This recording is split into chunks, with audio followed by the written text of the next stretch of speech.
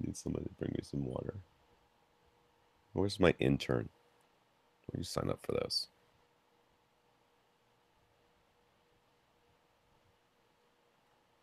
Welcome to another edition of AV Rant. I'm Tom Andry, and I'm here with Rob H. This is AV Rant. It's your home theater and AV questions answered. Tom is back. How was your vacation?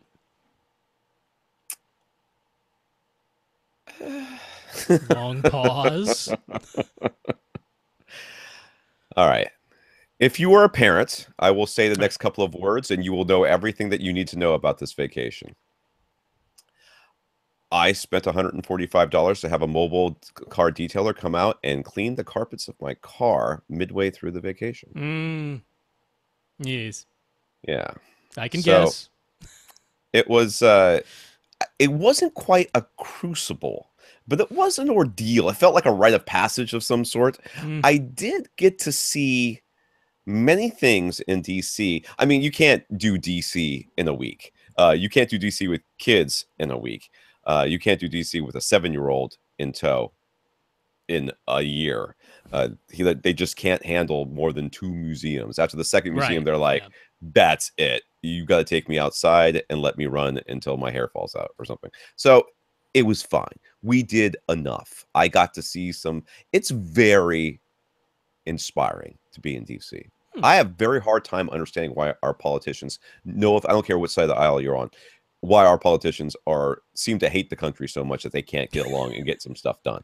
I mean, I was there. I was like, have you read the inscription on the side of this building? The National Archives on the side of the building. It's like, we put this stuff here to prove that we have that democracy works and that it's going to be forever. And this is why we exist. I was like, oh, I said it better than that, but I was like, oh, that is so awesome. Every time I walked by, I read it again and went, oh, it's just amazing. And I mean, I went into the National Archive. I was sitting in the Supreme Court room, sitting there. And this lady was talking about all the stuff that, about Supreme Court things. And of course, it's not in session right now. That's why we get to go in there. But I was like, this is the room. This is where it happens. This is amazing. And, the Capitol was there, and we didn't listen there because we had food and children. Though the children weren't the problem, but we had the food because of the children. Therefore, children, ergo, vis-a-vis. But yeah, I got the Lincoln Memorial. We did a bunch of stuff. So the only thing we didn't do is we didn't go to like the mall. That's what they call that whole area there, the mall, for the concert / fireworks. It had been raining off and on all day. And I didn't want to go, like, even a little bit. And the kids were like, can we just stay here and watch TV? I'm like, yeah, let's do that. Good parenting. It was fine. It was it was exhausting. And the drive, it was, I think all in all, I think we were in the car somewhere around 22 hours total between 2 days. But we did mostly like on the ride back, we did like 14 hours in one day and like 5.5. Well, 14 hours. And then like, I guess something close to like 6 or 7 the second day. So whatever it was, maybe 8. I don't remember. But it was very hard. It was very hard. But it was worth it. We got to see some family. Some Tenel's families. They're Turkish. And it was great spending time there with them and eating Turkish food made by my wife walked in the door and said, where's a good Turkish restaurant we could go to? And they went, right here. What are you talking about? Yes. We're Turkish. In our kitchen. In our kitchen. It exists right here. I just had my head in my hands. I was like, I knew she was going to say it. Tried to tell her not to say it, but she said it anyways. And it was hilarious. It's like going to an Italian house and going, where do I get some good Italian food? What? So it was great. We had a great time. It was as relaxing as it could be, I suppose. So I'm glad to be back. I am very behind. Believe me, the fact that this podcast is not posted is not because I am a slacker. It's because I literally have had no time, like zero time. Yeah, didn't help having your power outage all of last night either. Well, that was so crazy. I mean, we were eating dinner and the power flickered, and I looked out the back window and I saw explosion and fire. I was like, well, that's not good. And then the power went out, and our neighbor posted on Facebook, there's a power line down in my backyard. There's a fire. The fire department just drove by. they did not stop. Right. Yeah. Okay. Like, Which means it's even worse somewhere else. yeah. So we got back on about 9:45 last night. So Mm. I guess we could have done the podcast if we really wanted to, but it was like 100,000 degrees in here by then. So yeah, it was fine. It was fine, but it did and then my son turned 14 today. So Happy we did birthday. yeah, we did the whole rite of passage thing. We took him shoe shopping, of course, because that's what you do. We got him some ice cream, and we took him down to the local supermarket to apply for a job. Because like, at Okay. 14 around here, you can get a job. And what that means Ah. is you getting a job, Haas. You got to get a job. Get out of my house and start earning some money. Stop asking me for phones. Buy your own. So, yes, very exciting. We'll talk. I'm sure more of this will come up as we go along, but let's get into this podcast. We do have a lot of questions. I'd like to get started. So, this is the AV Rant, the podcast that answers your home theater and AV questions. To get your questions answered, all you have to do is ask. You ask by emailing us at question@avrant.com. Come to www.avrant.com. Leave a comment there. Facebook.com/AVRant podcast. YouTube. YouTube.com/C/AVRant, where you can see your question answered by our smiling mugs. Mm-hmm. And sometimes you can see Rob meltdown because the podcast video is going poorly. That was a good Doing one. okay so far. So far, so great. Lee and I muddled through last week, and thanks once again to Lee Overstreet for filling in while Tom Yes. was away. We appreciate that. Thank you, Lee. That's right. If you want to contact us directly, you can contact Rob at avrant.com. His Twitter is @FirstReflect. I am Tom at avrant.com. My Twitter is @avrant_Tom. We have our producer, Austin. You can reach him at Austin, TEN, Pond. I sent him an email today, almost misspelled his name. I was like, are you joking? You say it like every week. And I'll put an I in Austin. But yeah, Austin Pond has his own podcast, the We Watch Movies podcast about actually watching fireworks on TV and which is the best fireworks display to watch on TV. And they do critiques and ratings and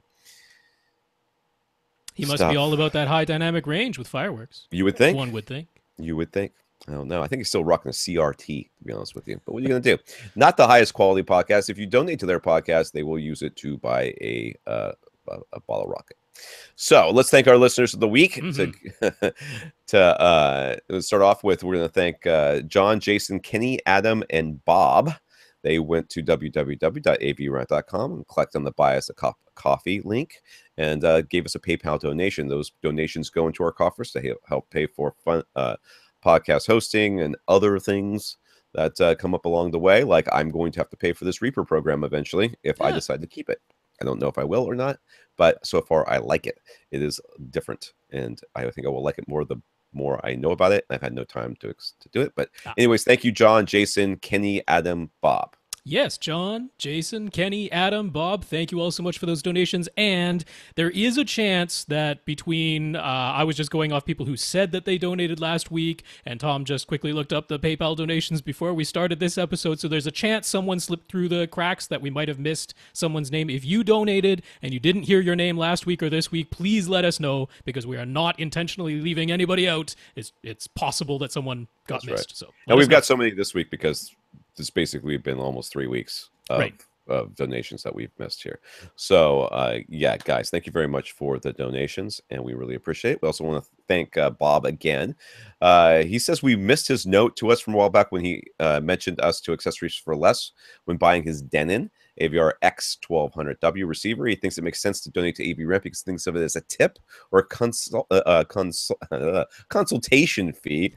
I tried to say that really weird. I don't know what I was trying to say. Anyways, he says we've saved him money, but also a lot of time. Plus, he feels a lot more confident in his purchases, which is great.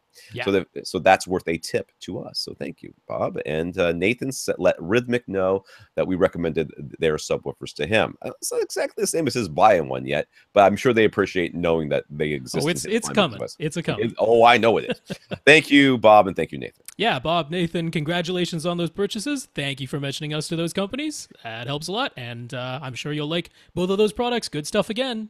So that should be Now, good. I know, guys, I normally talk fast. I'm going to really talk fast because this news is stupid long. So I'm going to read this as fast as I can so that we can get to the questions. The Denon UK and Marantz UK websites have posted explicit details about which AV receiver models will support Dolby Vision and HLG pass-through. Got it right that time. The Denon UK website very clearly states that the X1300, 2300, 3300, 4300, 6300, and 7200 WA will be issued a firmware update to add Dolby Vision and HLG support, 2 in a row. They also say that all of the new X blank 400 H models will support Dolby Vision out of the box and get an HLG via firmware later.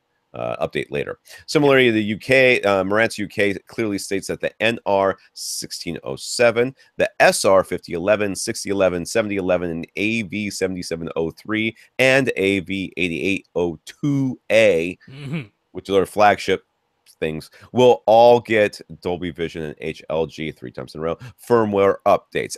Also of note, 2015 models are explicitly mentioned as having HDR10 support, but they are definitely not included in the list of models that will get the updates. So it seems pretty clear that the X blank 200 and the SR blank 10 owners are out of luck. Yeah. That's me. That includes me. Yeah, and the US websites still aren't updated yet. So there you go. We'll put a link on our website that'll show you all we'll have links to those. But that is the most clear. Things were listed out model by model. It doesn't get much more explicit than that. Right. So I think that's the news. It would be weird if the US was different than the UK. Between you saying explicit and me saying explicit because it's written down so many times, and me thinking like that there's somebody's taking the top off of a receiver. This up over here at the very top, we started this thing off with John, Jason, Kenny, Adam, Bob, right? And I keep wanting to say John, Jacob, Jingle, Hyperschmidt. It's like stuck in my head now. I can't not say it. So John, Jason, Jingle, Hyper, whatever. Okay. James Gunn did it. He convinced Disney to release Guardians of the Galaxy Volume 2 as Disney's first Ultra HD Blu-ray title. So thank you. Well, I mean, we've been waiting for Disney. They're the last major studio to announce support for Ultra HD Blu-ray. It took one of their directors like hammering the executives over the head until they agreed. It'll get a 3D Blu-ray release as well. So, yay, whatever format you want, it's actually going to happen. Hopefully this leads to more Ultra HD Blu-ray titles. I can tell everyone, go out and buy this on Ultra HD Blu-ray because it's a very good movie. So you're not gonna be upset at having bought this as an Ultra HD Blu-ray, and that way they'll see a nice sales spike and hopefully bring out all the rest. That would be nice for Disney to do. Yes. All right, got some comments. Really? Gotta read all this? Whatever. Okay. Infinite Gary. Last week, Rob and Lee discussed Gary's somewhat unusual turntable setup in which he was using a less common high output moving coil cartridge rather than the more common low output moving coil design. The instructions for Gary's high output cartridge to say to connect it to your phono playback system still a typical movie magnet cartridge with 47 kilo ohm input impedance and a 2.5 millivolt. Yep, millivolt of input voltage. Because of those instructions, we said it should be absolutely fine to connect this turntable directly to the phono input of a Marantz AV receiver. I mean, that's what literally it said. Yep. Or if he decides to keep using his tube preamp, he should set that preamp as though he was using a moving magnet cartridge rather than a low output moving coil cartridge. Anyways, Gary tried it, connected it directly to the Marantz phono input. Finally, we had less distortion in passing the signal through the tube preamp. Yeah. Shocking everybody, I'm sure. However, the various input impedance settings on the tube preamp are adjusted by manually plugging in a jumper, so he's 100% sure it is set correctly. Probably is, and if it's not too well, the correct setting ought to be no jumpers installed. No, there you go. That is what it should be according to everything that was in the manuals for both that particular cartridge and for that tube preamp. The correct setting on the tube preamp is no jumpers. So yeah. So Gary and Carl, I don't know if this is different Gary, same Gary, probably the same one.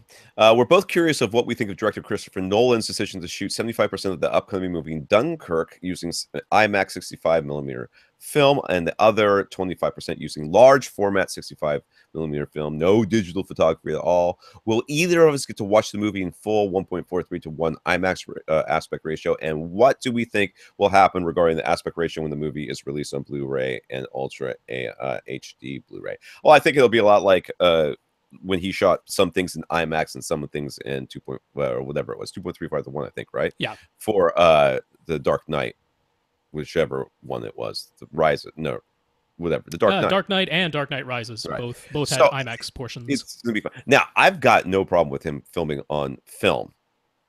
Honestly, I mean, he's going to be converted to digital eventually, anyways. Oh, yes. So film is fine. I mean, if that's what he wants to, I don't care. I mean, will I see it in the theater? Absolutely not. There's zero chance. There's zero chance that I'm going to see this movie. I'm sure it's going to be a fantastic film. I'm not really into war films. Just in general, with this is that Dunkirk is that war film, right? Dunkirk, that's yeah, right. yeah. I saw the previews. I'm like, that looks like it's gonna be a really good movie. I'm totally not gonna see it. I may see it. I may see it. Like I may rent it, or if it shows up on Netflix, I may watch it. I probably won't. I don't think that makes me a bad person. It's just I just don't tend to like war movies all that much. I'm sorry. So there you go. Yeah, I mean, the filming on film, I don't know. I mean, if that's where he's most comfortable, if that's what his cinematographer likes to work with, if that's what his lighting crew likes to work with, then you go for it. Because, hey, I mean, movies cost $1 gazillion no matter what you do these days. Yeah. Let it fly. That's fine. He's one director who can handle all that. I was very pleased to see that they released a format guide, which is showing the differences. So you've got this 1.43 to 1 aspect ratio, which is for if you actually have an IMAX 70 millimeter film, theater that you can go to. I am very pleased to say that. So first of all, we have 2 IMAX theaters in the Lower Mainland area of Vancouver. They were built back before the digital format existed, so they are the big screens. Yeah. They have the 1.43 to 1 squarish looking type screen. They have that screen. However, for the past while, they've been using the digital projectors. And it's interesting, on that format guide, they list that as IMAX Xenon. So they've actually got a name for it. Okay. And that is using the dual digital projectors, and they have a 1.89 to 1 aspect ratio. So they're actually a little bit wider than HD TV. And that's what the digital ones have. So that's what we've been seeing in those theaters, even though they have the taller screen, physical taller screen. That's the aspect ratio I've been seeing for the past while. Well, looked it up. One of the theaters is using still that digital format, so it'll be the IMAX Xenon format in here, 1.89 to 1. But the other one, which is the older one, they still have a film projector. They will be showing it in the full 70 millimeter film with the 1.43 to 1 aspect ratio. I bought my tickets. I want to see that. Are they going to crop it? Is that what they're going to do? They're going to crop for this other stuff? It's just going to overshoot? So for the 25% that's in 70 millimeter, that was shot at a 2.2 to 1 aspect ratio. That's how it was shot on big 70 millimeter film, but it was shot in that widescreen. So yeah, they'll be switching aspect ratios back and forth between 1.43 to 1 and 2.2 to 1. But yeah, I'll get to see it in the full IMAX thing. So I'm looking forward to that. There is IMAX or IMAX with laser. That's their current sort of flagship. That it's venue dependent. Some of the venues have chosen to go for the full 1.43 to 1 screen. Some of the venues have chosen to go for the 1.89 to 1 screen. It's up to the venue, but IMAX with laser can support both. We don't have IMAX with laser where I am yet, but yeah. I'll be able to see either way. I know we have a couple of IMAX screens around here. I'm not going to go see it. I'm sure it'll be fine. Bob in the Philippines just wanted to share his garage setup since that's where he usually listens to us. He downloads episodes onto his iPad and then plugs it into a Marshall Woburn amp that offers clear, full-sounding audio from its 2 tweeters and 2 woofers. Other than many iPod docks he's tried, none have compared to the sound quality of his Marshall. Working in his garage is another benefit. He lives next to a restaurant, and he has agreement with them. He sends them a text message, beer for Bob, and they know where to bring it. That's kind of nice. Yep, that's pretty good. So this is he's basically just got this thing plugged into his headphone output of his iPad, and it goes into this little Marshall amplifier, and I'm sure it's also quite a bit bigger than any iPod dock he might have really tried this thing with. But that's fantastic. It looks like a nice little garage setup. I love it. Yeah, Marshall does have like Bluetooth and Wi-Fi speakers in that. And actually, our good friend Paul McDonald, you got to say it, Tom. You haven't talked about Paul in a while. He's been very angry on Facebook recently, I have to say. He's very mad at his cellular person, right? Because his data is all getting all used up, and I haven't heard much about his racing. I have seen some pictures, but they look old from his daughter racing, so I'm not really sure what's going on with him. I haven't not talked about him because I don't love him. I think he's a great guy. I was waiting for the Paul is a race car driver. Paul is a race car driver. He used to be our race car driver. He used to be my racer. That was a good that I swear that made my whole year when you sent me that picture with the sticker on the back of that car. I was like, oh, yes. Yeah. Anyways, go ahead. Anyway, yes. point being, he uses a Marshall Bluetooth setup, and he's very happy with that. Same thing. Listened to a lot of them, found the Marshall to be the best. So that's 2 people. So hey, might be worth checking out. I feel like this is the vintage thing though. It doesn't look is new. It's not. Yeah, this one here does from Bob. This one doesn't look like it's a Bluetooth type of thing No, going on. But yeah, regardless, quality stuff. So Larry says it appears as though SVS has updated their WiGo Dual for subwoofer article on their website, and the order for their recommended placement locations has changed, and they now list opposite diagonal front rear corners at the midpoints of the side walls, front stage in the corners, and front stage flanking the center channel to the inside of the main speakers. While the first 2 options are proven performers with typically excellent results, they are often difficult to implement in a living/family room environment. All rooms are different, so we recommend staying flexible and trying all possible placement options for the best results. He asks, was that our doing? And I'm going to say, yes, it was. Yeah, I don't know if it was solely our doing, but it couldn't have hurt. We brought it up. We brought it up. It was mentioned. We said we agree with them, just not the order, and now the order has changed. So maybe. I'm going with yes. I'm going to go with yes. I'm taking it on faith that it's 100% our fault. Nobody else gets any credit. We claim credit first. We put our flag in it. It's like landing on the moon. I think we might have some credit in that. That wouldn't be a super duper stretch to think that's possible. So, yeah. All right, from last week. I thought you guys were going to finish everything, so I didn't have to. Anyways, all right, Ted. For Ted's small theater room, we suggested a 5.2.4 Atmos configuration. He asks, what receiver would we recommend for that? I would recommend the Marantz or the Denon that has the best Odyssey, but is like the cheapest one of them because you don't need that many speakers. You just got to make sure it can do 5.2.4, which I think most of them could. But the cheapest one that has the number of amps that you actually need, okay, the processing power that you absolutely need, which means you can do all of those 9 channels. Yes, right, 9 channels, and then the best Odyssey. So whatever that is. So that would be the Marantz SR6011 if you're buying right now, right. Which is $900 at Accessories for Less most of the time. That's a pretty good deal. If for some reason you really, really want the ability to add Oro 3D and or Hios, because the SR6011 can't do Oro 3D and it doesn't have Hios built in. There is the X4300H from Denon. That's the comparable model there.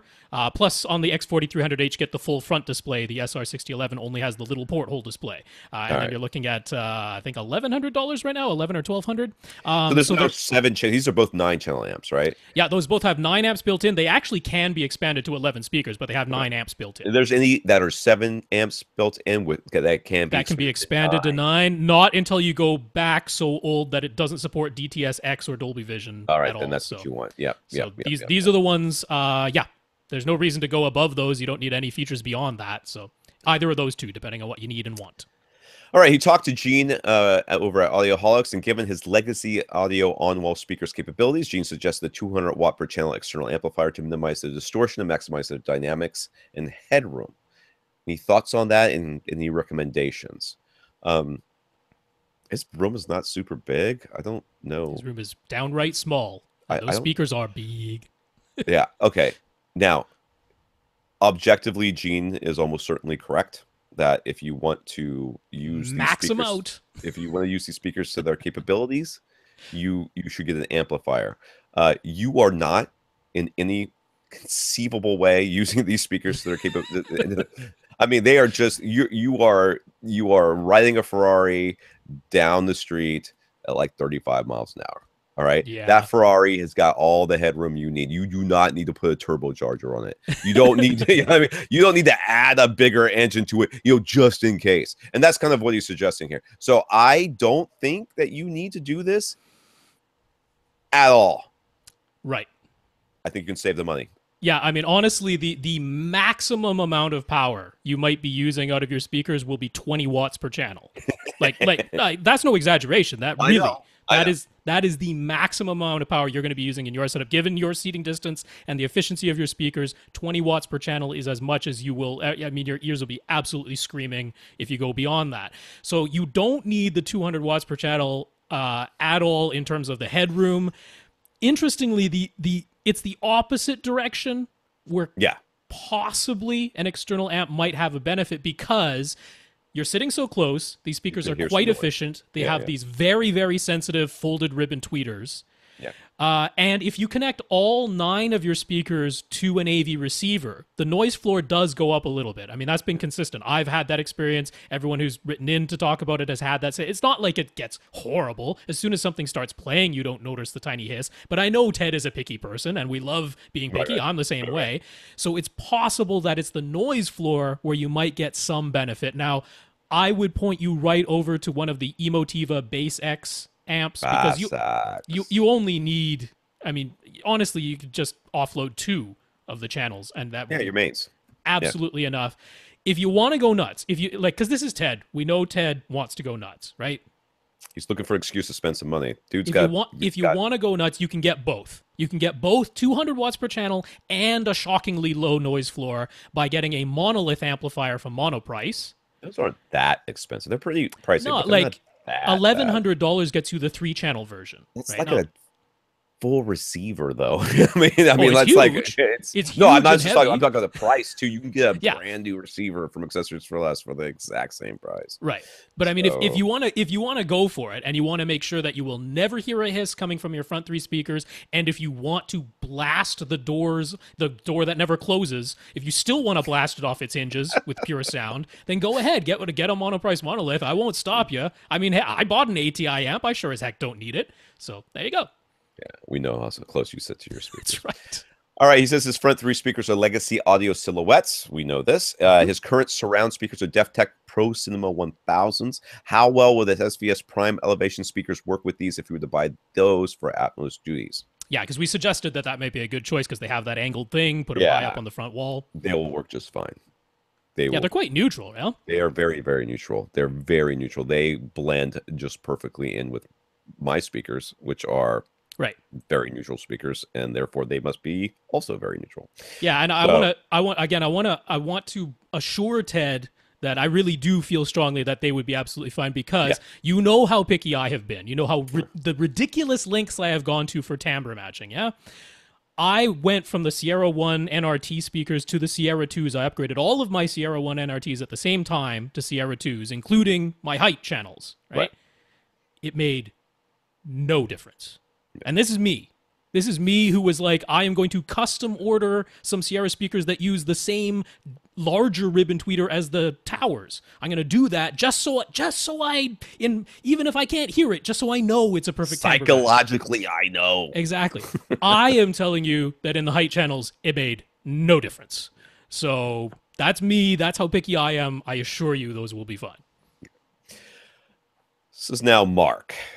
Mark says after living with his RBH Impression series towers for a few months now, he'd like to measure their frequency response to get a better idea of how they're performing in his room. Now, I mean, you can go online and find anechoic measurements of these speakers or, right, those sorts of things. But he wants to know how they're doing in his room. So he downloaded Room EQ Wizard, but he finds it a little bit complicated to use. Is there an easy tutorial we can recommend for him to follow? I don't know where that I came from. That we can recommend for him to follow. Or is there maybe a simpler piece of software that we recommend instead of REW, Room EQ Wizard? Well, the simpler does, as far as I know, does not really exist. That I can think of. You could just do it all on your phone. That you could. What microphone are you gonna use for that? I mean, well, you'd get that Dayton IMM6 from Parts Express, and then right there they recommend what app to use with that microphone. But I mean, you wouldn't. I don't know. I guess you could screen capture it, right? Instead of printing, you just screen capture it. I suppose. Yeah. So I mean that. Yeah, I mean he's saying, is there an alternative? There is that. There's lots of guides out there Up from top. Heroes, and it's really Yeah. the learning curve on that thing is not that steep. It is a little when you first look at it, there's buttons everywhere and stuff like that. Oh, and there's tons of options. Yeah. You will literally use after you get the settings correct, you will use like two buttons, two things on that thing.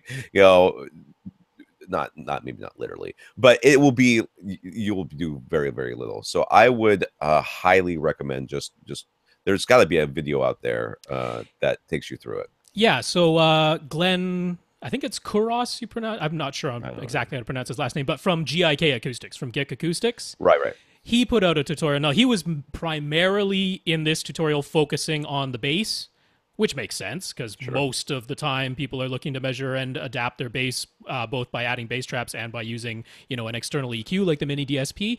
However, it's still applicable because when he's showing you how to set the limits of what frequencies you're looking at, if you want to look at the mid-range and treble instead of the bass, it's simple enough. The same method applies. You just plug in different numbers. So I think that tutorial will give you a nice start. It shows you how to first make sure that you are calibrated. I guess that's the right word. I mean, calibrated in the sense that your mic is showing correct levels on the screen. Right. And then how to set up your basic frequency response graph and your waterfall graph. I want to be honest with you. I that's where you believe start. that when I first started using RubyQ Wizard, I watched that video. Yeah, probably. It's been out there a while. I think that's how I learned it. And believe me, I every time I use RubyQ Wizard, I have to go back and relearn it because I use it so infrequently. So you can do it. You can do it, dude. Oh yeah. I mean that tutorial video combined with RubyQ Wizard's own help section on their website because it's actually really well written. That help section, and it's obviously it takes time. It's a long, lengthy thing to read through, but if you read through it, the information is all there and it's nicely written. It doesn't go super technical or mathematical or something like that. It can be followed. So between those two things, I think that's the way to go. Okay. All right, let's get to the questions from this week. We have Earl. So Earl's first question is fairly straightforward. As he mentioned previously, he purchased a Macintosh MX 122 Pre-Pro and a 7-channel MC8207 amplifier. For movies, he really likes the results provided by having Odyssey Multi-QXT 32 active and using the crossover settings that were assigned during the automatic setup. But for music, he prefers to have Odyssey turned off and to use different crossover settings that he has chosen manually.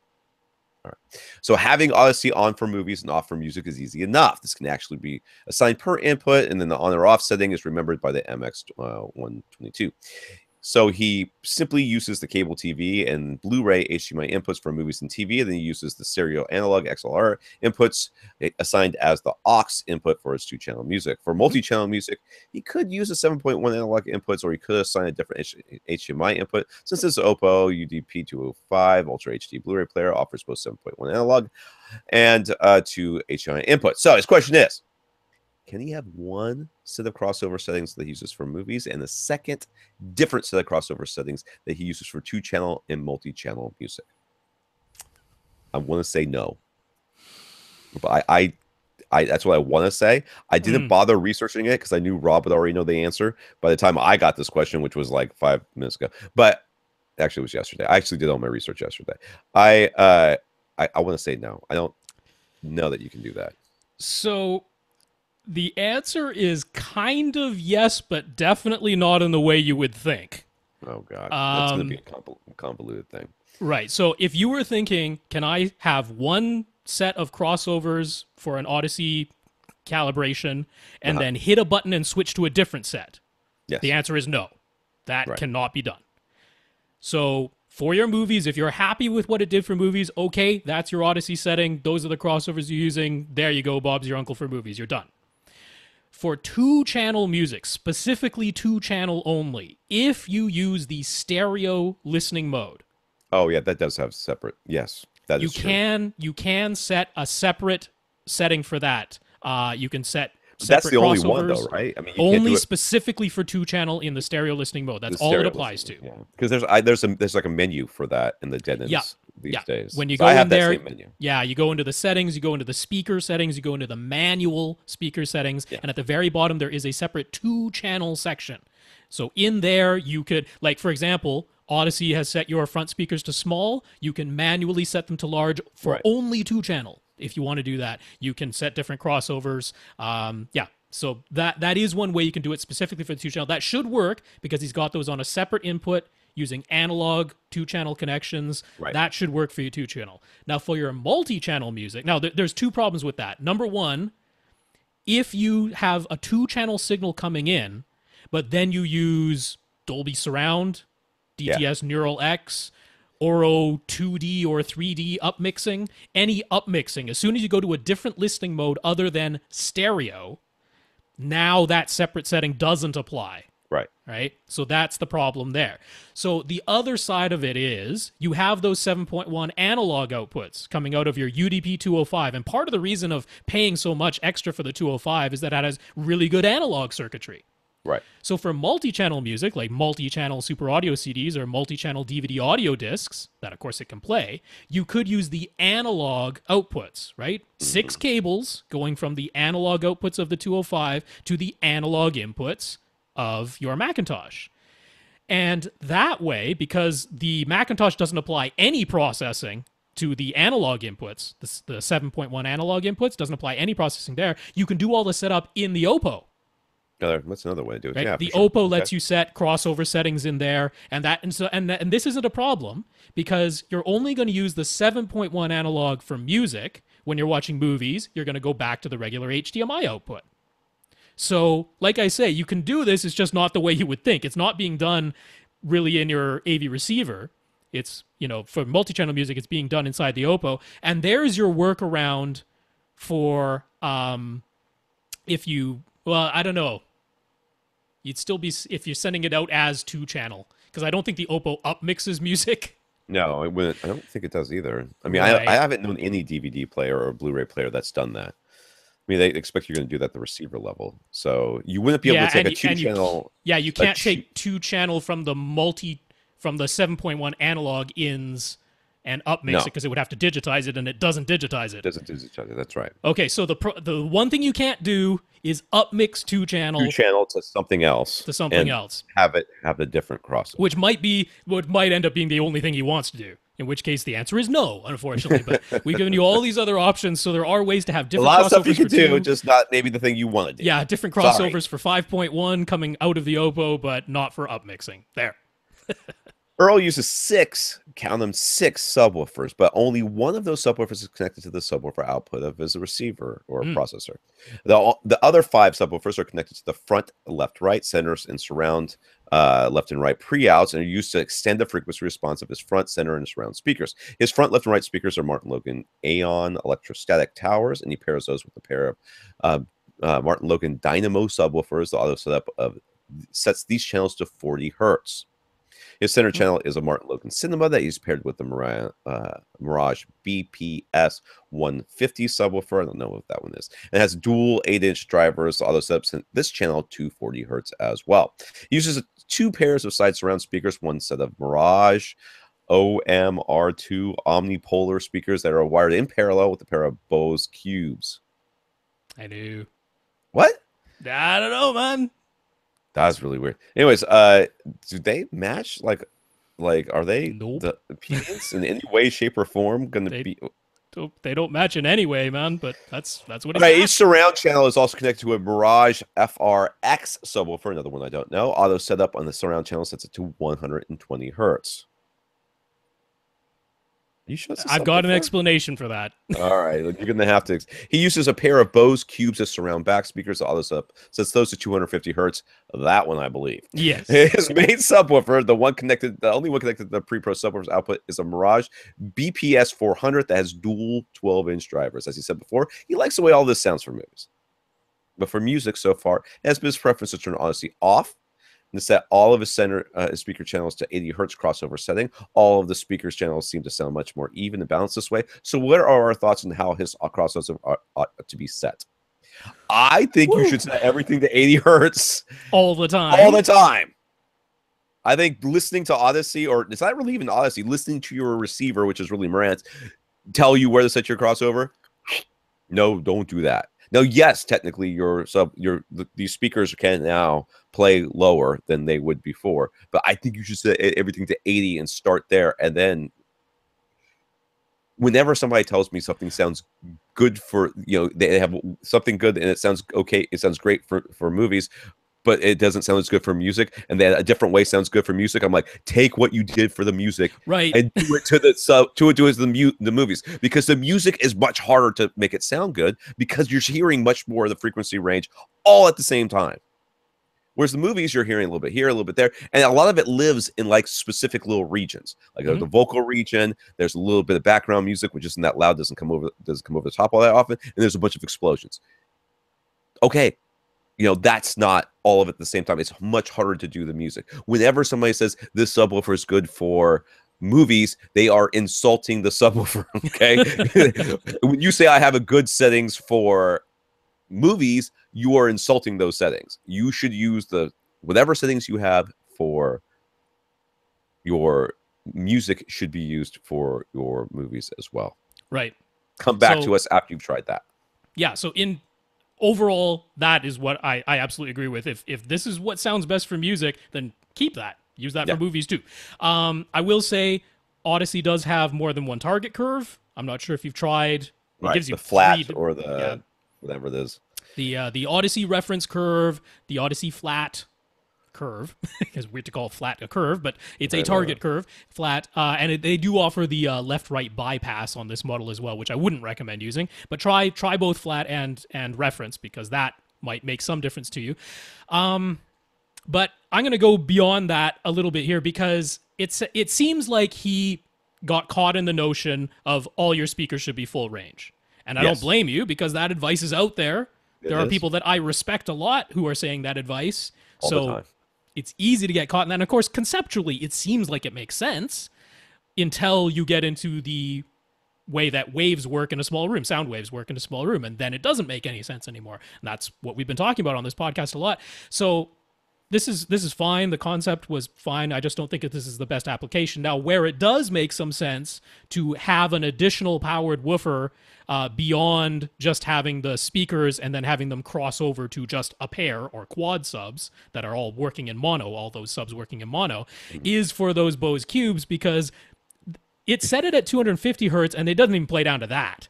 I mean, that's the highest setting. That's right. That's as high as it goes. It would have set it higher if it could have. That's as high as it goes. Now, we see this because he has these Mirage speakers. Now, those Mirage speakers play down to about 100 hertz. It's about where they play down to. Okay. And he has those paired with the Bose, and then he has all of that paired with a subwoofer, and yet it's still auto set it to 120. And you're like, how could it? I mean, with a subwoofer, shouldn't it have set it at least to 60 or 40 or something? No, because it's looking for where is the minus 6 dB point. Yeah.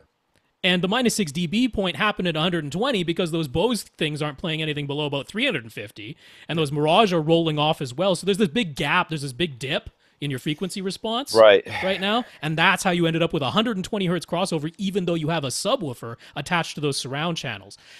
My honest advice to you, truly, this is what I would do if I were in your situation. I would sell, if you can, all the Bose speakers, those Mirage Omni speakers, and all your subwoofers. I'd sell them all. I would go and get some Focal birds, because, I mean, if you need small to go on the wall, I'm assuming the Bose Cubes and those Mirage Omni speakers, that the small size was a benefit. So I'd go over to Accessories for Less. I'd get myself some Focal bird speakers, because they're nice and small, but they sound way better and they play far lower. And then I would get 2 really good subwoofers. Or you know what? That Mirage that he has, that dual 12-inch, it's a powerful, beefy sub. That might be perfectly fine. But pair that up with one other sub that can play just as low as that. You've got Multi-Q XT32 with sub EQ EHT, setting up dual subs that can both play down to 20 or 18 hertz like your Mirage can. That'll be a piece of cake. They'll be playing together. All your speakers will play down to 80. You set everything to 80, you're done. Like, honestly, that's the simpler solution. Now, I know that might sound discouraging because I'm saying replace a bunch of stuff, but for what you could get selling your equipment, those Focal birds aren't very expensive. So that's what I would do. I thought those dynamos were pretty good subs. I didn't look them up. But he's got the smaller dynamos, because I mean, if auto setup set those to 40, right? I mean, that could be room stuff, because that could be the case. But there's also the smaller dynamos that do only extend to about 35 hertz or so. Right. So I'm assuming those are the ones that he has. Yeah. Because the Martin Logan subwoofers are pretty. They've been pretty impressive. The bigger ones that I've Yeah, seen. yeah, I've yeah. heard. But I mean, honestly, if you sold all your subwoofers and all your surround speakers, you could afford to get 4 of the Focal Birds and one more sub that is equal in extension to the big Mirage that you have. He might And want 6 speakers, so he might still want to have 2 speakers on each of the side walls. He may have a room that makes that necessary.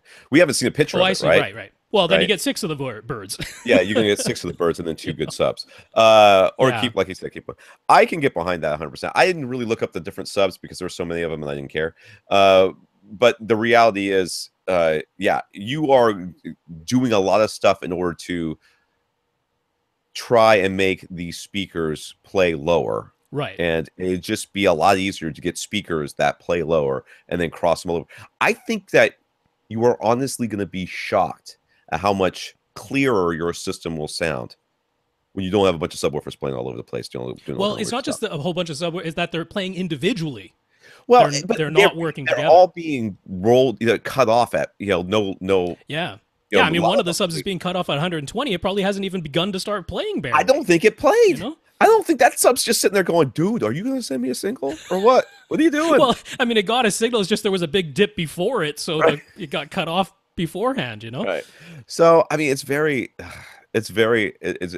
I understand what you were doing here. I do. But Oh, I yeah. think Rob Oh, is- yeah. I I think totally Rob is get right. it. Yeah. I think Rob is right. I think that get yourself some nice, good quality. And I mean, you can look at the NHT speakers Oh, they sure. have Yeah, too. the Super Those Zeros are or little, something, sure. if you like cubes, those are great little cubes. They're going to play down to about 100 hertz or something like that. I don't really remember what it is, 80 hertz. They'll get down there and you might have to cross them over a little bit higher. 2 good subs, boom, Bob's your uncle. You're going to realize your entire system sounds better. That's what we feel.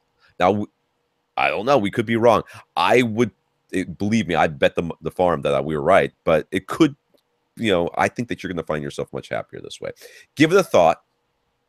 At the very least, set all your crossovers to 80 hertz and never look back. And watch movies that way. Yeah. Well, and do everything that way. Also, yes. even if that's where you stop, that solves your whole needing 2 different crossover settings issue from the first part. Yeah, so. I agree.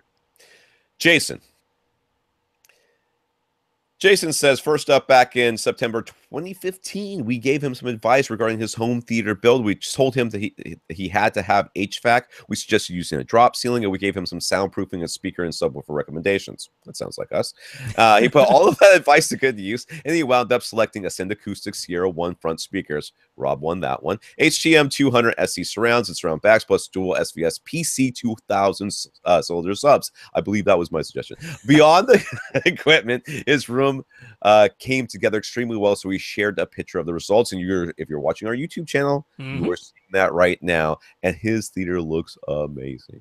Yes, and for anyone says that a drop ceiling always has to be ugly, that's not an ugly ceiling. That is a nice theater-looking ceiling. That looks just... Theaters have drop ceilings. I hate to break it to you. Like, when you go to the theater, that's when you're counting the tiles. There are drop ceilings in there. It's just like a home... This place looks great. It really looks nice. I would very much like to watch a movie in there. I think I'd be quite happy. I would be too. I don't know who put I don't know if that's a beer on the sub or a remote control, but either way, that's a remote. That's a Harmony remote. There, I would like to grab that. All right. So anyways, he needed a 25-foot HDMI cable to reach from his AV receiver to his projector. He opted for the Lux series in-wall rated active high-speed cable for mono price. Website says that the series will pass 18 gigabits per second up to the 50-foot length. You only need 25 feet. Anyways, that series says it's limited to 10.2 gigabits for the lengths greater than 50 feet. Right now, all of his videos 1080p and everything is working fine, but he plans to upgrade to 4K. And we're just wondering if we think we'll need to replace this HDMI cable. On a recent episode, it sounded like we favored the optical HDMI cables over the active HDMI cables. So is there a reason to avoid the active HDMI cables, or is he okay? Dude, first of all, you're totally okay. The reason that we normally do the optical is it because it's cheaper? I thought it was because it was cheaper. No, it's because some people need 50 feet or more. Right. That's where that's come in. It's cheaper, though. It's cheaper at 50 feet or more because if you want to get an active HDMI cable at that length, it gets like stupid expensive. like I just buy another receiver. So probably won't work. So there's basically, I mean, for me, once you get past about 35 feet, I'm like, I think I'd trust the optical a little more because there's no way you're going to lose bandwidth on an optical. No. You might start to lose some bandwidth on anything that's made with copper. So once you get 35 feet, my personal preference, Right. if you didn't already buy something that's working, is to go optical. But in your case, 25 feet, I trust Monoprice's specking. They don't lie about their stuff. Yeah. And you're well under the length where they said you might start to lose bandwidth. So Right. I don't think you need to open your walls or your ceiling. I mean, opening your ceiling isn't too tough because it's a drop ceiling. One reason we like them. But yeah, you shouldn't have to open anything up and replace that cable. You should be fine. Ryan. Ryan and his wife recently purchased their forever house, and he has permission. Okay, first of all, forever and permission were both in quotes. All right, I'm just going to throw that out there. I didn't write this stuff. Forever house. I mean, it's not going to last forever, Brian. No, It's but their plan is everything- that I know they're what their not plan buying is. another house after this house. That's the plan. That's the plan. All right. So, anyways, he's got permission from his wife, I guess, or spouse. I'm not going to judge, to set up a home theater in the family room. It's completely open to the rest of the house. So you should have gotten a different forever house. You should have gotten the one with the home theater room. I'm just going to throw that out there, that maybe you could call this your second to forever house. The next one has a dedicated home theater, but whatever, to each his own. It's completely open to the rest of the house. So he's into the 16,000 cubic foot territory. He understands he will not be pressurizing the setup with base. No, you will not. No, he's not. The floor is all tile, but he will be able to put up some acoustic panels to help with reflections, unless you're putting them on the floor. And the seating will be and the seating will be a couch approximately 13 feet from the TV. That should leave roughly 14 feet behind the couch at the back. 4 feet. I'm sorry, 4 feet. I don't know why I said that. The picture he provided isn't anything close to his final plans, just to give us an idea of the room. So you can see the couch has to be on the other side of the fireplace, which makes total sense. So that's what he's looking at right there. But yeah, you can see the tile floor. We can't really see much of the openings, but this is more or less the space that he's working with. Just we have a concept. Almost exactly like my tile in my house. And the fun thing about that tile is you can never tell it's dirty. It's like blotchy. And you're like, is it dirty? Yeah, I can't tell, right? It's like, it's great. When you have kids. Anyways, he has a total budget of $6,000, but that needs to cover couch, rugs, TV stand, and acoustic panels on top of new AV gear, and he's in no rush. That, sir, is a good thing. He wants the theater completed by early 2018, so he's willing to wait for sales. Are you willing to save more money? Because a couch is like a good chunk of that $6,000. And that's, anyways. So he doesn't have he won't have side walls, so he's thinking he'll have to mount his surround speakers on the back wall behind his couch. He also needs to keep the cost down, so he's thinking of maxing out 5 speakers, since that makes the most sense to him. Do we agree? I mean, that means a less expensive receiver, obviously fewer speakers that you're purchasing. Yeah, I mean, if you're this is your forever house, don't you want to have like Atmos? But that could be added later. Yeah, I mean, there's no reason you couldn't upgrade to 5.2.4 at a later date. That ain't gonna happen. He's not gonna have them. It's forever. Once you set it and forget it. It's not gonna happen. Yeah, I mean, five speakers is fine. You could also, I mean, he's going to put them behind. That's fine too. Your couch is not that far from the back wall. Yeah, 4 feet behind you. I mean, I try to get them a little ways to the outsides of the couch. Outside as much as you can. Yeah, I bet that couch is pushed up against the wall though. So my thought sounds like it's a walkway. So I think that's. Yeah, my thought is, what about little stands on the sides of your couch? What about that? Is that not an option at all? Like, could there not be? Maybe he's wondering how you get the wire there though, because you don't have side walls, so you don't have Dude, he's got a side wall. What are you talking about? Well, maybe he's setting it up the other way, though. We don't know, because he said that's not the setup. That's just so we have a concept of the room. Maybe he's rotating it 90 degrees and putting the TV over the fireplace or something. Oh, yeah, maybe. Right. So. Well, you know what? You can still run the wire. There's always a way to run a wire.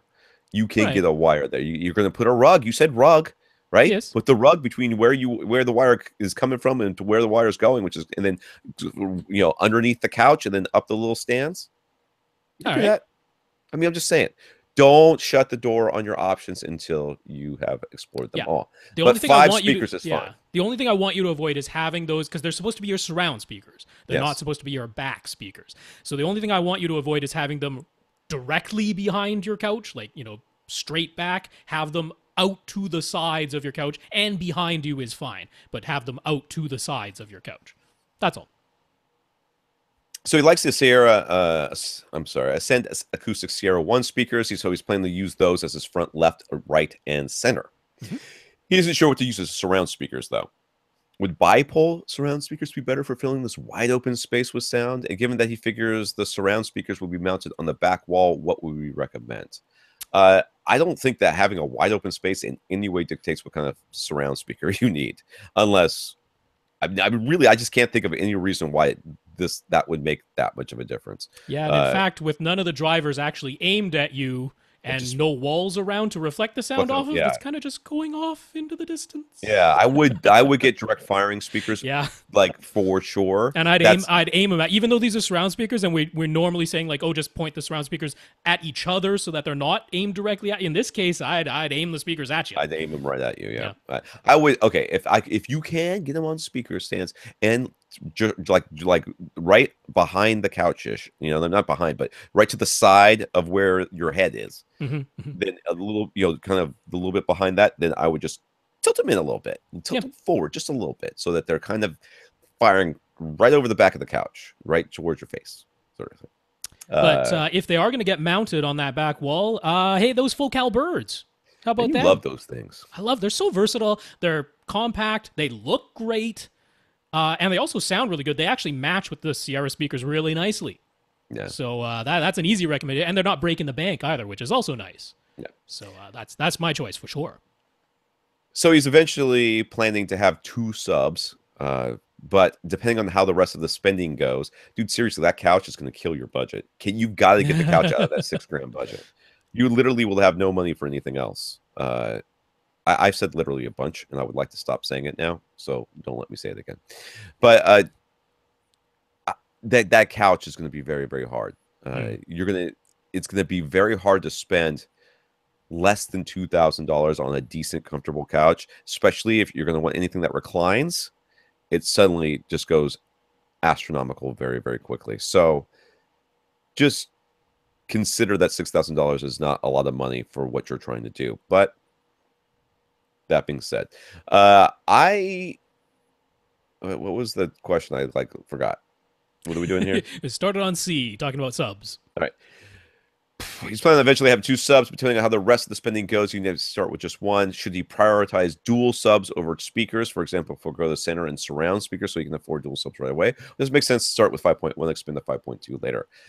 Totally start with 5.1 and expand to 5.2 later. I hate saying that, but in a room this size where bass is just going to just go off into the distance, and your replacement options are going to be almost nil, get 1 big old massive sub. I mean, and it doesn't have to be massive physically, but massive in how it plays. Set it up where then one of the 2 places you can put it, and then see how it sounds. Live with it for a while, and then decide if you really need that second sub. And realizing that even getting that second sub might not make the bass all that much more even. Yeah, because in a wide open setting like this, there's every chance that you won't actually need the second sub to get fairly uniform bass across your seats, because you're saying you got no sidewalls. That means the standing wave that's occurring from side to side is going to be, so low that you can't even hear it. Right. You're probably going to have a standing wave between your front wall and your back wall, but I mean, there's every chance that 1 sub in here will actually sound fine uniformity-wise. You're going to have a lot of space to get gobble 1 up that bass. Bigger sub rather than 2 smaller subs is what I would say. Or if you get the second sub, you might end up co-locating them. You might end up stacking them or putting them side by side. You're going to have a Marshall stack. Not impossible. So yeah, I agree. Go for 5.1. Go for 5.1.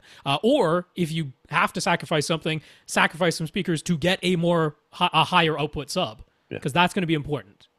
Yeah. So he asks, do we think the HSU VTF2 Mark V would be a decent subwoofer choice?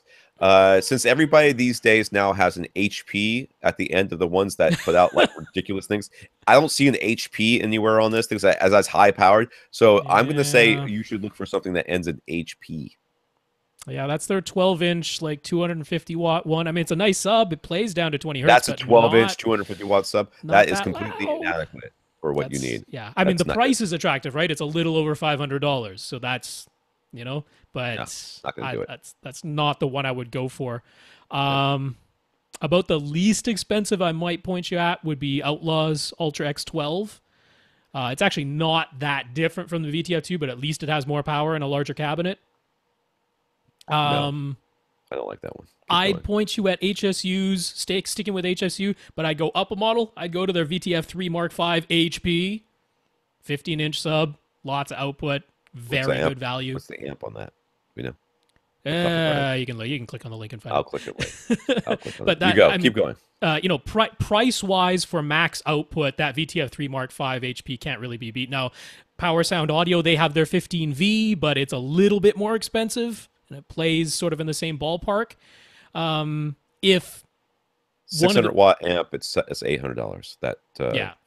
That HSU. Go on. Yeah, the VTF3. If you were looking maybe more at maybe size as a consideration, you could consider like an SVS cylinder, a PC2000. PC2000 won't play as loud as the VTF3 Mark V HP for high power. Won't play as loud, but at least it won't break itself, and it's got the nice small footprint, if that's a consideration. But all of those more expensive than the VTF2, but I can't in good faith recommend the VTF2 for you in this room size. Really nice sub, just you got a massive amount of space to deal with. Okay, so this should be your mindset. This should be your mindset for your subwoofer purchase. I would like to spend under $1,000, but I'm prepared to spend up to $1,200 on a subwoofer. Yeah. That should be what's in your mind. Your $500 subwoofers just aren't going to cut it. Nah, it's just not going to happen. Those are for rooms that you cannot stick that in a 16,000 cubic foot room and expect it to do anything other than gasp for air. It's you know what I mean. This is the situation in which you find yourself, and that's why I'm looking at the $6,000 budget and going, "Yeah, dude, it's going to be tough." Now, that doesn't mean that you won't be able to find deals. Look on Craigslist, right. Get some Google whatever things up, alerts that tell you that the deal is happening on one of these subs that we're talking about. But the bigger the sub that you can get, the lower it plays, the more output it has. Yeah. That's what you need. It's just a big room. It's just a big room. So you're really gonna have to think along those lines. So he says since he doesn't have sidewalls, depending on where he ends up placing a subwoofer, it might be a lot easier and cleaner to use a wireless subwoofer kit. Is the Dayton Wavelink okay, or should he pay more for a different connection kit? I don't remember talking about the Dayton Wavelink. The only one I ever remember talking about is the one from Outlaw. Is that the one? I'm clicking on the. That's the one I usually recommend. Outlaw's OAW4, but it is more expensive than the Dayton. SVS sells the Dayton, so it can't be too bad. Otherwise, they'd be getting a whole bunch of returns and they'd stop selling it. So. I'm not a big fan of the form factor of the Dayton because it's USB power, so then you have to get an adapter, USB plug adapter. The OAW4 is just easier because it's just a normal plug. But for the price, Dayton's probably fine. Most of the stuff they use is fine. It's just standard 2.4 gigahertz wireless transmission. It's got 2 reviews on the SVS website, and they're both 4 stars. Works really well. Easy to use transmitter that performs great, but USB power cable could be longer. Yeah, okay. It's that USB thing. Yeah, whatever. So sure, it's fine. Whatever, I don't care. I mean, you get it from somewhere, you can return it. That's all I would say. I wouldn't have a problem giving it a try. Sure. There you go. So what AV receiver should he purchase? He wants to make sure that he has the latest HDMI and HDCP versions. He wants since he wants an HDR TV. He wants it to power his Sierra 1 front speakers properly, but since he's maxing out at 5 speakers, there's no need to spend more than $500, right? This dude has got $500 on the mind. What model would we suggest? I don't know. Whatever, like I'm gonna say the same thing I said the last time. The whatever is the best version of Odyssey that you can get that powers the number of speakers you need it to power. Right. Because he's not doing anything, right? He's not really doing much of anything. He should be able to get an older he can't because he wants HDCP 2. Yeah, he wants the high dynamic range support. So it's probably what's it going to be, a Marantz? Is it going to be a Marantz, the 11 series? Is that going to be it? I mean, it could, but so Denon has a little bit higher value either way. Okay. So if you go with the Denon X2300, like remember we had at the beginning of the show we said Denon UK has said explicitly that thing's getting Dolby Vision. So I'm going to take them at their word. It should be getting Dolby Vision. Doesn't have it right now, but should be getting it. X2300, what is it? 300 and something bucks, $380 or something like that at Accessories for Less right now.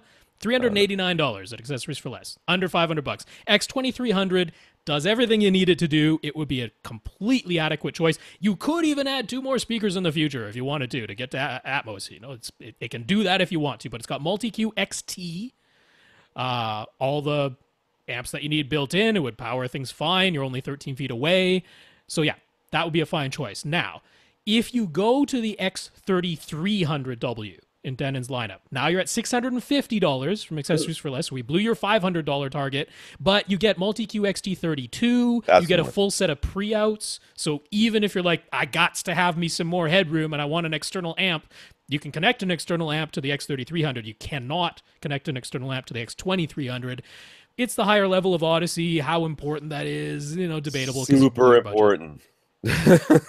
I think, but that's just see. So over on Marantz, you'd be looking at the SR5011, but that's still multi-Q XT, no XT32. So Denon has the better value. You either get the higher level of Odyssey for a little bit more money, or you save more money and still get XT with the 2300. So those are the ones I would look at. I would totally go for the one with XT32. The 3300. It's a really nice receiver. That would be my go-to on that one. In fact, if I was looking for another receiver, I would probably be looking right around there, maybe the 4300. Well, you want to do Atmos though, so yeah, 4300. Yeah. This one said Atmos, the 3300. Yeah, but it's 5.2.2 max. Oh yeah, I can't do any more. That's many speakers as I have. That's right. All right, so his room is not light controlled, and there are 5 large windows letting light in. So even though they'll be sitting 13 feet away, a flat panel TV seems like a better choice than a projection setup. Correct? I'd have to say yes. Yeah, I think so, dude. He's currently leaning towards the Sony. Dude, Sony? Okay, anyways. XBR 65 X750D. All those numbers, I believe that 65 means it's 65 inches. But he wants to make sure he's getting a true HDR TV at the best price possible. And Sony was your go-to, was it? Is this a good choice, or should he consider a different TV? Sony's make great TVs. I mean, I'm making some offhanded disparaging remarks, but I don't want you to take them personally at all. It's not because I'm just trying to be entertaining. I'm not trying to be insulting. Sony is pricey. That's just true. You do get good value. I mean, you get good quality. You don't get good value, meaning that for less money, you can get a lot of the same performance that you get from a Sony elsewhere. Vizio is one that we've been recommending a lot. I'm not sure why you're not looking at like the M series or the P. I can't remember the stupid series. I know there is the P series, but that's more expensive. The M series is the value choice, hands down.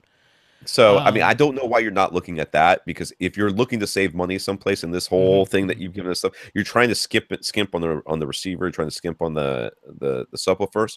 And I know the display is the thing that people are like, I need to have a good display. You can get a good display and save money. That is someplace where you can save some money here. You literally cannot save money on a subwoofer. I said literally again. You told me not. I told you not to let me say that. You can't say save money on a subwoofer because the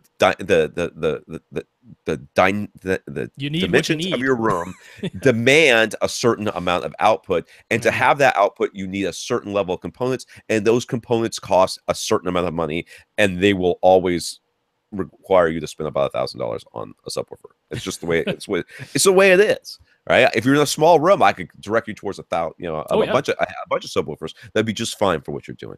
Your room, you cannot. Here, we can save you a little bit of money, and we can save it by directing you away from Sony, which, by the way, would be a great TV. I'm sure this is a fantastic TV. I'm being kind.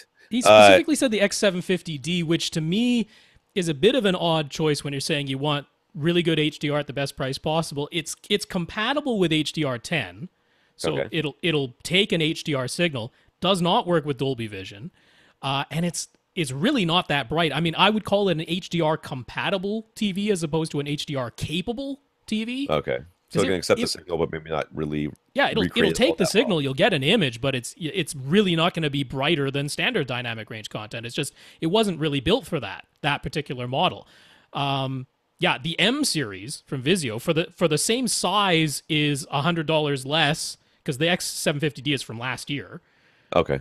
So the current M series, way brighter, also does Dolby Vision. I mean, people look at the M series and they're like, oh, it doesn't hit 1,000 nits. But I'm like, for the money, it gets darn close. It gets to like 800 nits. Does Dolby Vision, full array local dimming, has Chromecast built in. Like it checks all the boxes and it's cheaper for the same size. Or you could go up a size to 70 inches for like the same price. So the M series is the easy recommendation here. If you want to go even cheaper and still have really good performance, although still not quite as bright as the M series, it's not actually out yet, but you said you're in no rush, that this doesn't have to get done until 2018. TCL, they have their own P series, the TCL P series. Another really good choice. Their 65-incher is only supposed to be $1,000.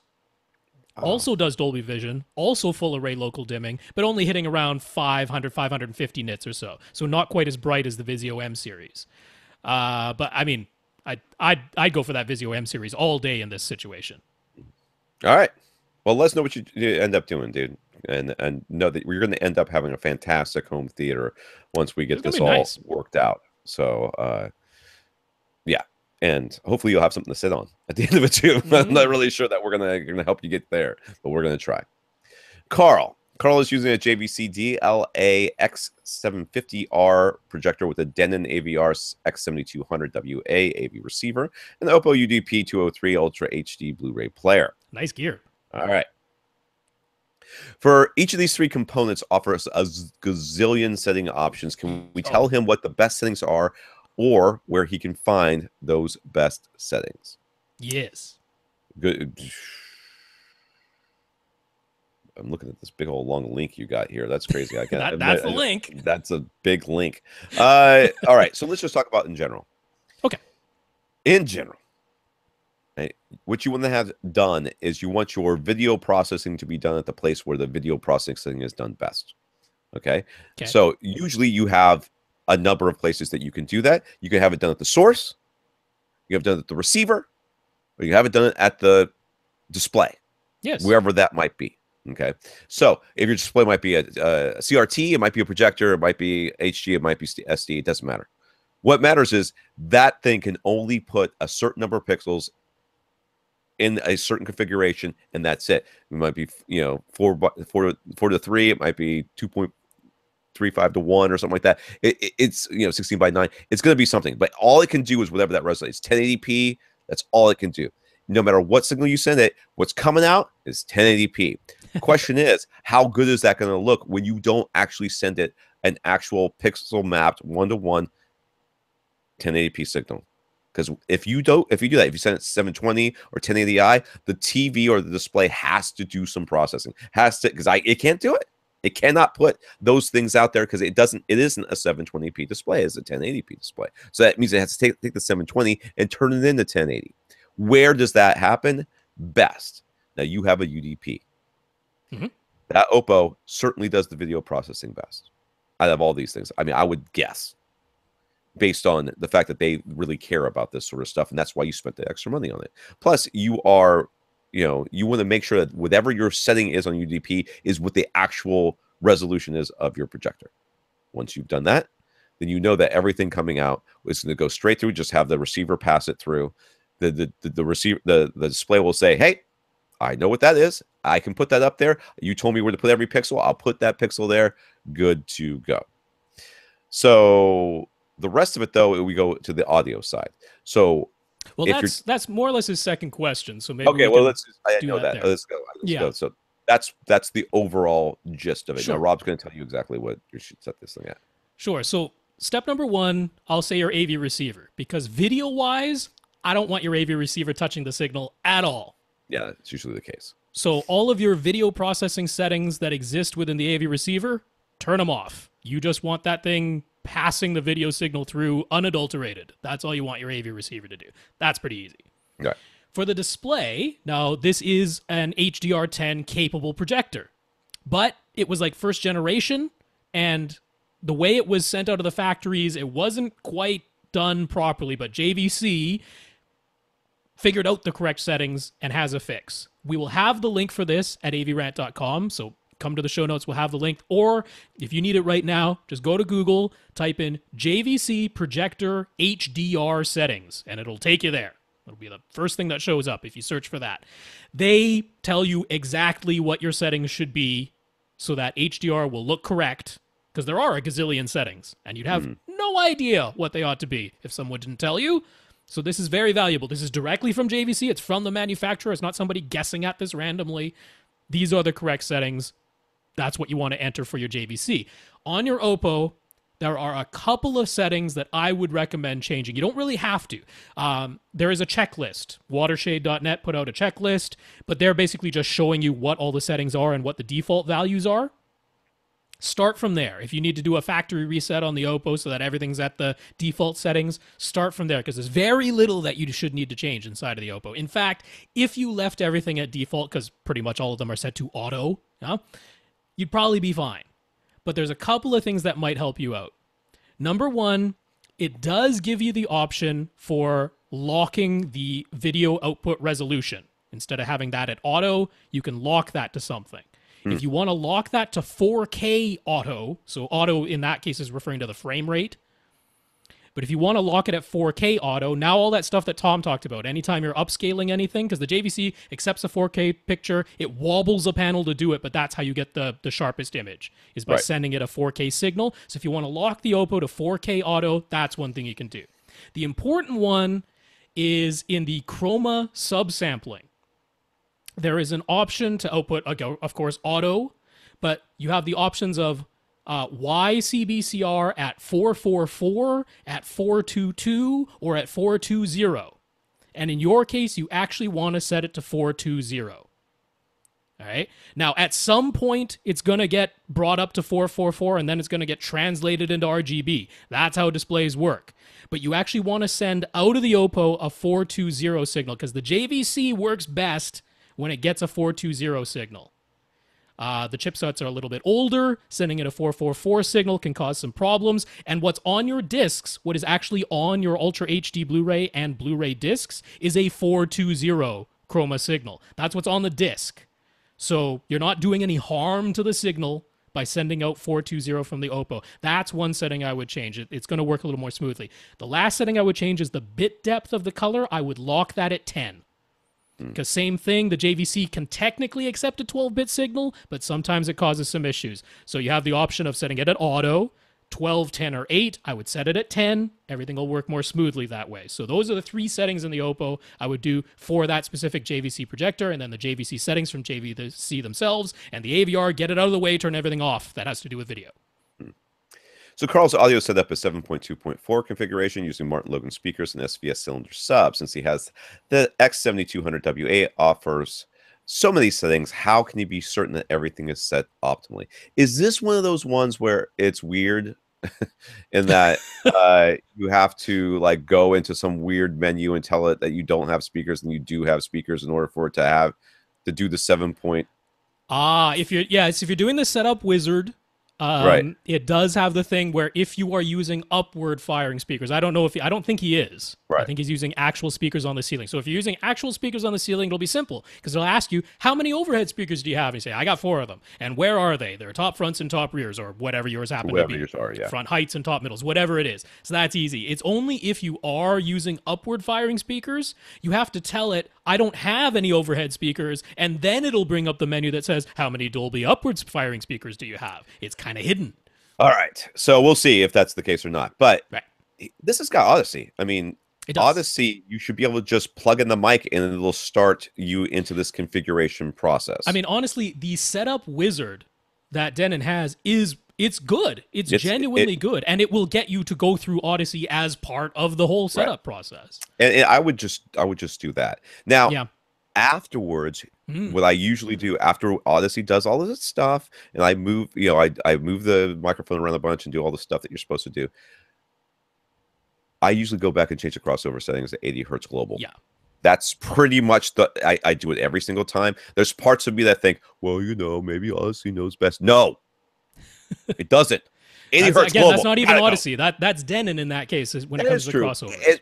I mean, I just know in my I know I should experiment. I should listen to some sweeps, and have it do the sweep thing and then see which 80 hertz done. Gotta go. Sorry, I'm watching the movie right now.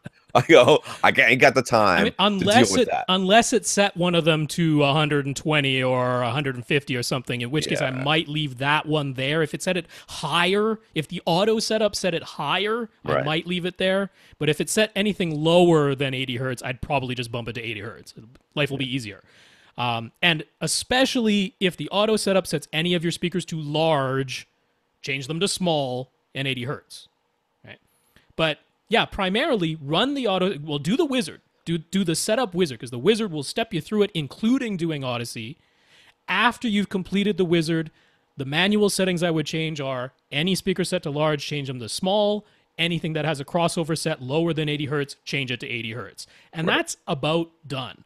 Now, the one factor in all of this is making sure that when you are running Odyssey, you have good microphone placement, because that makes a big difference. Right. For that, there's a really good YouTube tutorial that AV Forums put out a while ago. It's really good. Like, there's nothing in there that I say needs correcting. So we'll have the link for that tutorial, or you can just search for AV Forums Odyssey setup tutorial, and it'll come up. That's follow that tutorial for the microphone placement, and you'll get good results from Odyssey. Simple as that. It's 11 o'clock. Nathan. I know, but we started so late. I don't care. It's 11 o'clock. I've got to get up early. To start, I understand why I always have early programs to do, early work to do the day after this podcast. Like, no matter what day we do the podcast the next day, I could have nothing to do all week long, but the day after this podcast, I always have to get up early. Nathan, to start with, he says he understands my advice to stick with 2 subs in diagonally opposite corners rather than changing over to 4 smaller subs, one in each corner. That would probably make more sense for most people. However, he experimented himself and found that in his setup, having his 2 rhythmic F15 HP subs at the midpoints of his 2 sidewalls delivered considerably more even and uniform bass than putting those same subs in diagonally opposite corners. He can't use that mid-wall placement, though, because it blocks his walkways. That's how he landed on the idea of 4 subs in 4 corners. And if they're physically smaller without giving them ascension, so much the better. So Rob suggested 4 of the rhythmic L12 sealed 12-inch subwoofers. Should he have even the tiniest bit of concern that when it comes to their output capabilities in his closed 12-foot by 17-foot by 18-foot room? And the answer is no. Don't be ridiculous. That's a tiny 8-foot room. But just to put the numbers right in your mind, Rhythmic claims that it'll put out 97 dB max output.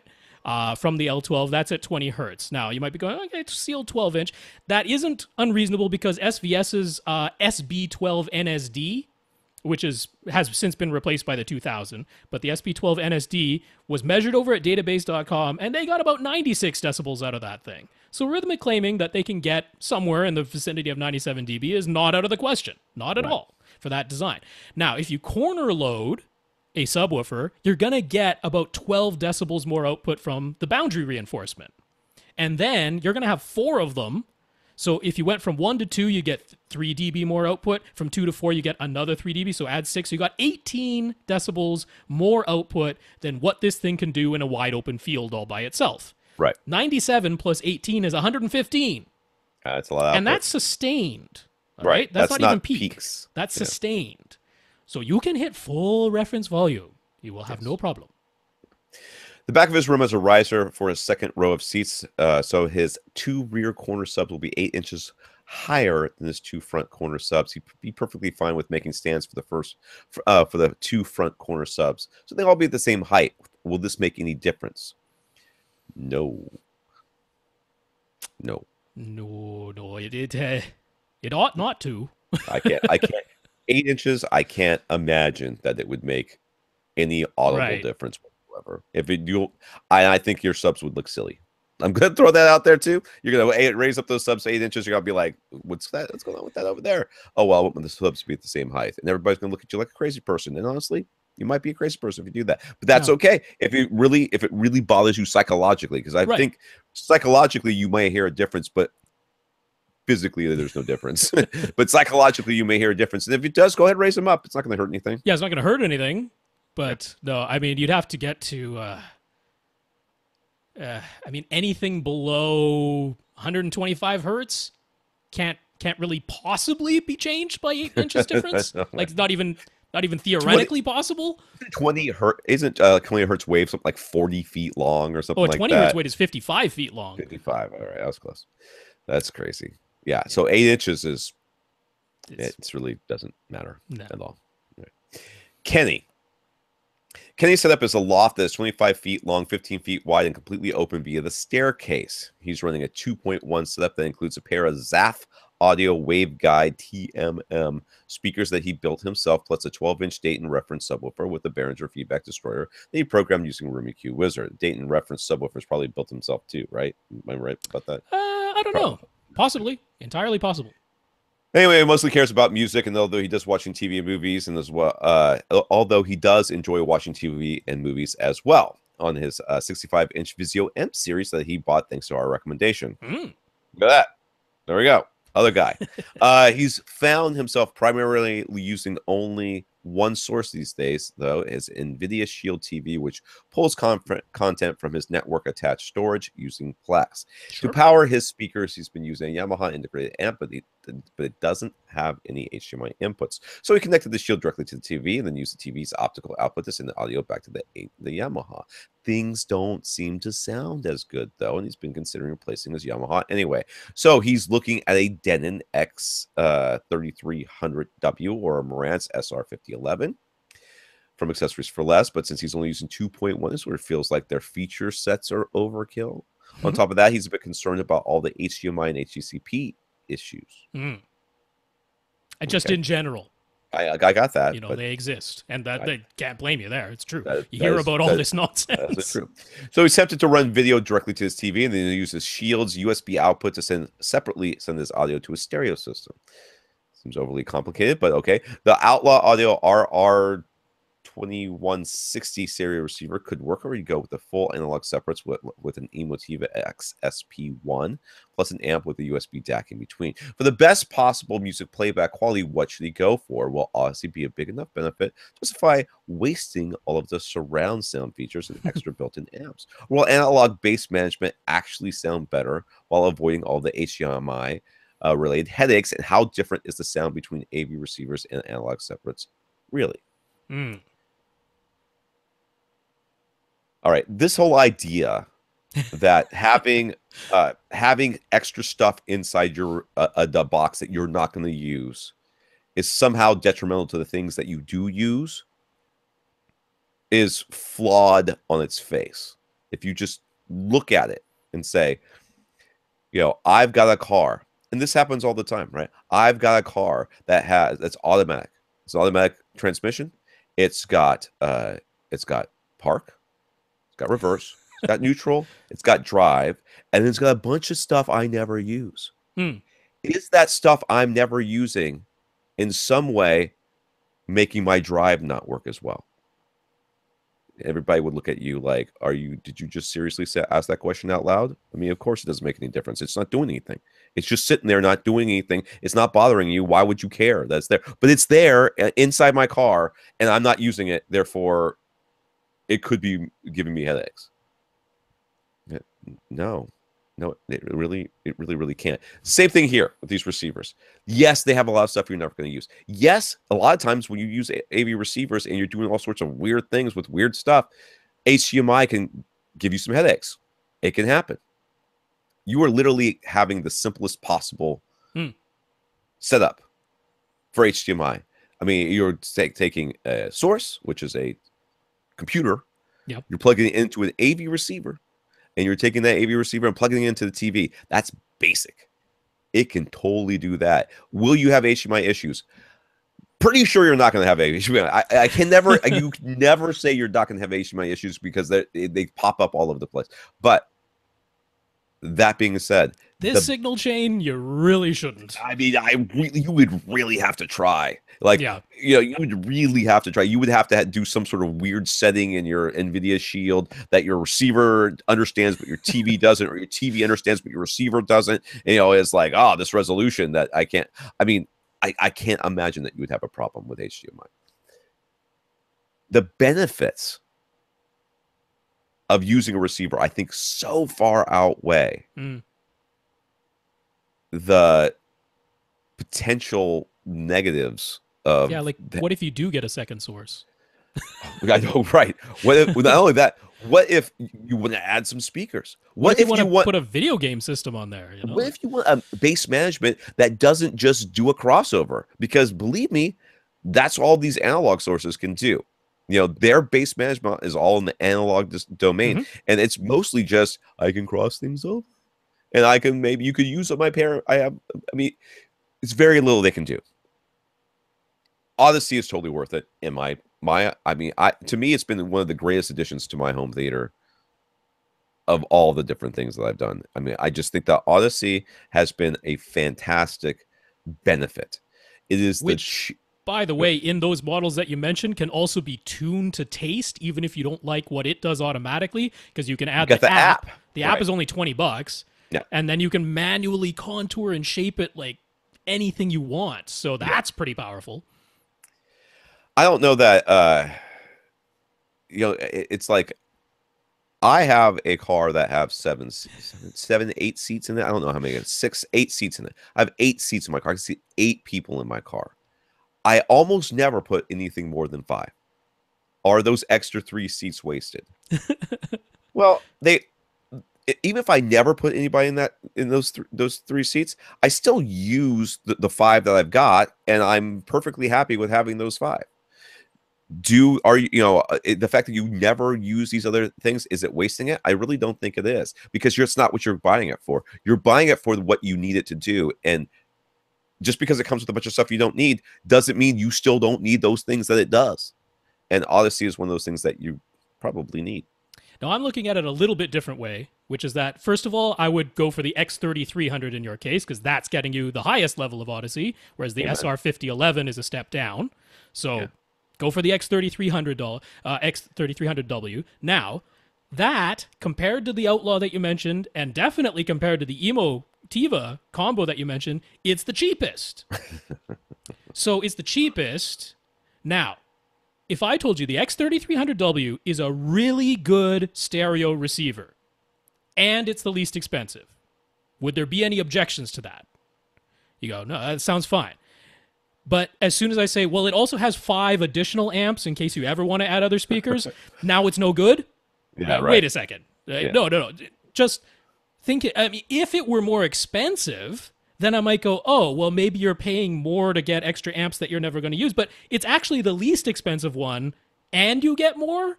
So, yeah, it's a really good stereo receiver. If you don't like Odyssey, you can turn it off. If you do like Odyssey, it has it. These other ones don't.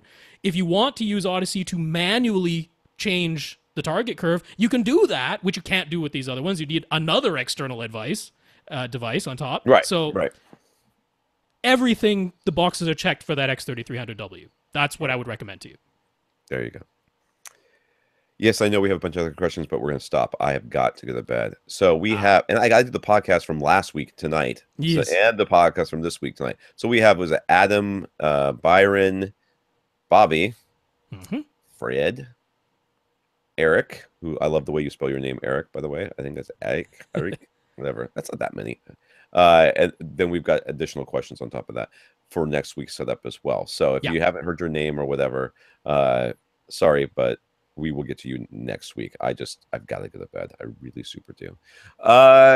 Let's thank our listeners of the week once again. We're going to thank John, Jason, Kenny, Adam, Bob. John, Jason, Kenny, Adam, Bob for their donations. They went to www.avrant.com and left us a PayPal donation through our Buy Us a Cup of Coffee link. So thank you, John, Jason, Kenny, Adam, Bob. Yes, John, Jason, Kenny, Adam, and Bob. Thank you all very much for those donations. It goes. I'm also going to thank Bob and Nathan for talking us up to the various manufacturers. So thank you very much, Bob and Nathan. Yeah, Bob, Nathan, thanks so much for talking us up. Congratulations on your purchases. Nice receiver from Accessories for Less for Bob. And, well, Nathan, we were just talking about potentially 4 more subwoofers from Rhythmic. So there you go. There you go. All right. If you want to get your question answered in this podcast, all you have to do is send it to us at question@avrant.com. You can leave a comment on www.avrant.com, facebook.com/avrant podcast, and youtube.com/c/avrant. There's also more contact information at the beginning of the podcast. Hit rewind. For AV Rant, I'm Tom Andry. And I'm Rob H. Now go out and listen to something.